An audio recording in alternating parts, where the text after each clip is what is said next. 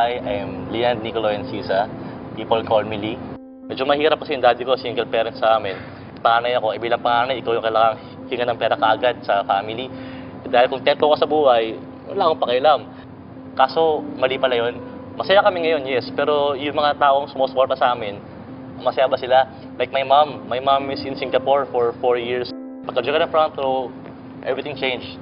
Sa mga tao, they told me na, bro, hindi totoo yan, lulukoyin ka lang dyan.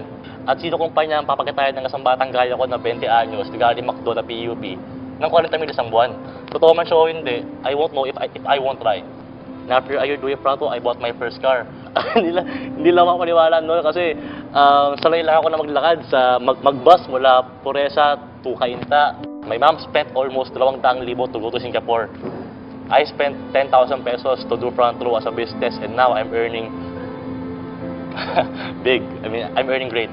What drove me to do front row talaga, hindi ko naman goal kumita ng malaki. Hindi ko habol yung pera. Ang habol ko yung halaga ng perang kayang ibigay sa pamilya namin.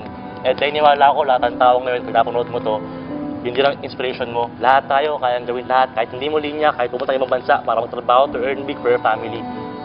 Ano pa itong front row na nasa Pinas ako, hawak ko oras ko, boss ako ng sarili kong negosyo, kumikita ako linggo-linggo, nagawa ko yung gusto ko. Ngayon, meron akong photoshoot. O, di ba? It's just surreal. And I'm so blessed right now. I just thank God for being in the right company. And buti na, tinabaho ko yung front row.